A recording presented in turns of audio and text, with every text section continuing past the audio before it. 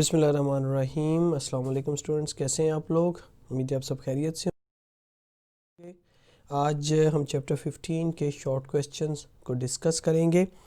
पहला short question हमारे पास है, does the induced EMF in the circuit depend upon the resistance. और इसका बी पार्ट है, does the induce current depends upon the resistance of circuit. Basically जो हमारे पास relation है using the Faraday's law, that is EMF is equivalent to minus n delta phi over delta t। तो यहाँ पे check कीजिए, इस relation में हमारे पास EMF डिपेंडेंट है नंबर ऑफ टर्न्स के ऊपर या EMF डिपेंडेंट है rate of change of flux के ऊपर। दिस मीन हमारे पास EMF do not depends upon resistance of circuit. EMF resistance of circuit से इंडिपेंडेंट होती है। ऑन द अदर हैंड अगर हम बात करें करंट की, तो basic relation EMF is equal to I into R या I is equal to EMF over R। This mean I inverse proportional to resistance, या दूसरे लफ्ज़ों में हमारे पास induce current resistance of the circuit के ऊपर डिपेंडेंट होता है।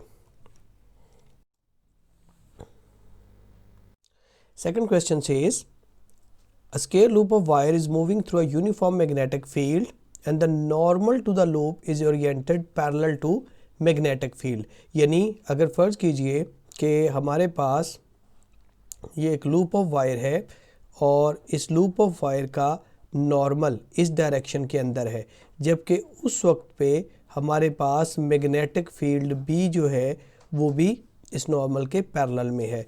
तो उसने कहा जी हमें ये बताइए कि क्या कोई EMF इस सूरत हाल में इंड्यूस होगी, अगर होगी तो बताइए उसकी बेसिक रीज़न क्या है। So the first answer, no EMF induce. और अब उसकी रीज़न हमारे पास क्या है, क्योंकि बेसिक रिलेशन EMF का है minus n delta phi over delta t. क्योंकि इस सूरत हाल में मैग्नेटिक फ्लक्स जो कि हमारे पास इस कॉइल के अंदर से गुजर रहा है, उसमें फ्लक्स के अंदर कोई तब्दीली नहीं आएगी। हमारे पास change of flux is equal to zero. This mean हमारे पास delta phi over delta t with respect to time वो भी ज़ीरो, and this implies the induced EMF is zero।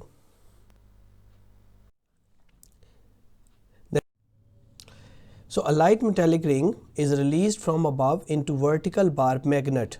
Viewed from above, does the current flow in clockwise or anti-clockwise direction? तो यहाँ पे हम पहले इसके एक डायग्रामेटिकल फॉर्मेट देख लेते हैं। ये हमारे पास एक bar magnet, north pole and south pole, और एक मैग्नेटिक रिंग जो है वो रिलीज़ किया जाता है फ्रॉम द अबव साइड। अब ये ऊपर से नीचे की तरफ है। तो क्वेश्चन ये है कि अगर हम इसको व्यू करते हैं ऊपर वाली साइड से, तो इस सूरत हाल में इसमें करंट क्लॉकवाइज होगा या एंटी क्लॉकवाइज होगा।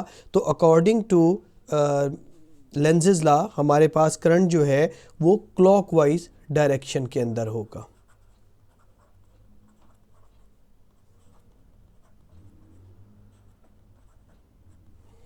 और इसकी बुनियादी जो हमारे पास रीज़न ये है कि जिस वक्त हमारे पास यहाँ पे राइट हैंड रूल के तहत आप इसको मूव करवाएं, अब ऊपर से नीचे जब ये मूव करेगा तो इस सूरत हाल में हमारे पास इस रिंग की लोअर साइड नॉर्थ बनेगी, अपर साइड साउथ बन जाएगी।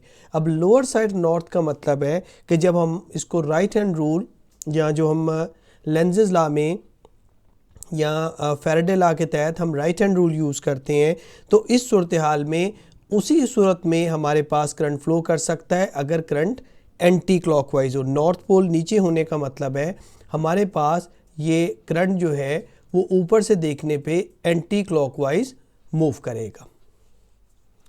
So how would you position a flat loop of wire in a changing magnetic field so that there is no EMF induce in the loop.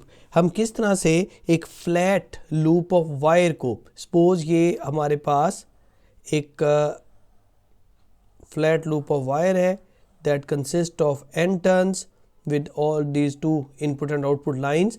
उसने कहा जी इस loop को अब magnetic field में किस form के अंदर रखें कि इसमें कोई भी इंड्यूस्ड EMF प्रोड्यूस ना हो। Check this out, EMF is equal to -n delta phi over delta T.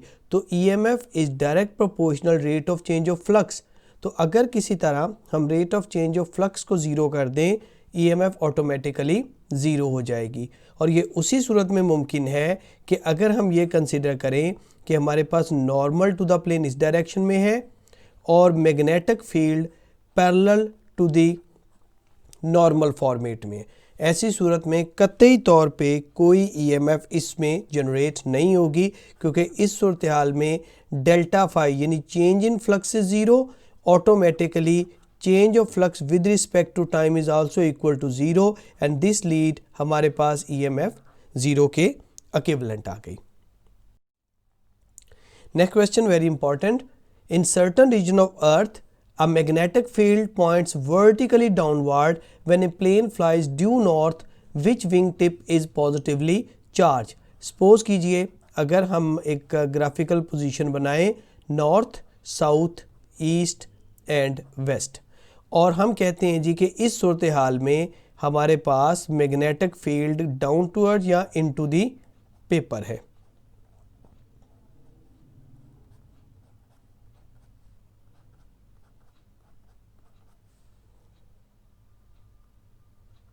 Suppose यहाँ पे हम कहते हैं जी हमारे पास जस्ट एक प्लेन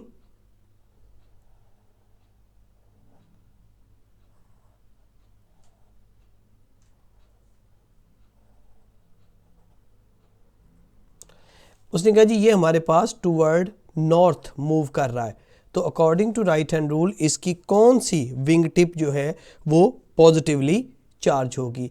चेक दिस आउट कि अगर हम राइट हैंड रूल के तहत देखें तो हमारे पास तीन चीज़ें जो हैं that is thumb, middle finger and the four finger.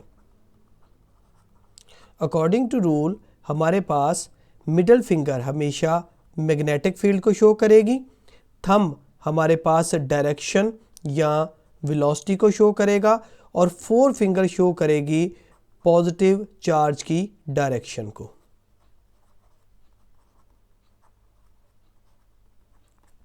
सो अगर हम मिडल फिंगर को रेड क्रॉस या पॉजिटिव मैग्नेटिक फील्ड की शक्ल में ले जाएं, थंब हमारे पास जो है वो नॉर्थ की तरफ हो, तो डेफिनेटली सारे का सारा पॉजिटिव चार्ज वेस्ट वाली साइड पे होगा और नेगेटिव चार्ज ईस्ट वाली साइड के ऊपर होगा। सो इस सूरत हाल में हमारे पास वेस्ट साइड जो है वो पॉजिटिवली चार्ज होगी और ईस्ट साइड नेगेटिवली चार्ज होगी। Next one, is it possible to change both area of loop and magnetic field passing through the loop still not having an induced EMF। देखिए जैसे हम पहले पढ़ चुके हैं EMF is -n delta phi over delta t. चूँकि EMF direct proportional है change of flux के, rate of change of flux के। सो इन एनी केस अगर ये फैक्टर हमारे पास ज़ीरो हो जाए, यानी विद रिस्पेक्ट टू टाइम हमारे पास फ्लक्स में कोई तब्दीली ना हो, तो उसके रिजल्ट में EMF ज़ीरो हो जाएगी। सो अगर हमारे पास एक सिंपल लूप और ये इस लूप का नॉर्मल और इस पूरे एरिए में जो हमारे पास मैग्नेटिक फील्ड है, हम उसको यहाँ पे रेड कलर में शो कर देते हैं, this is B magnetic field. तो अगर relative direction of normal to the plane and magnetic field is zero, यानी आप यहाँ पे अगर आंसर में आपने लिखना हो वाज़े लिख सकते हैं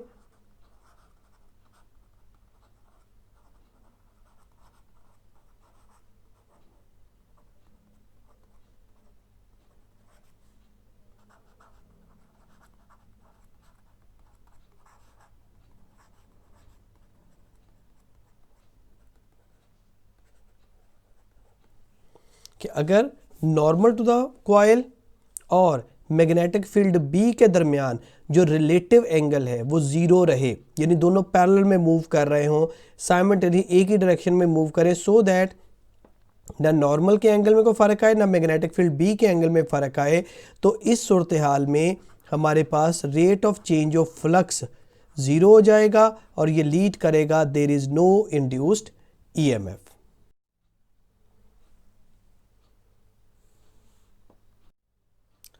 सो यहाँ तक हमारा ये लेक्चर वाइंड अप हुआ।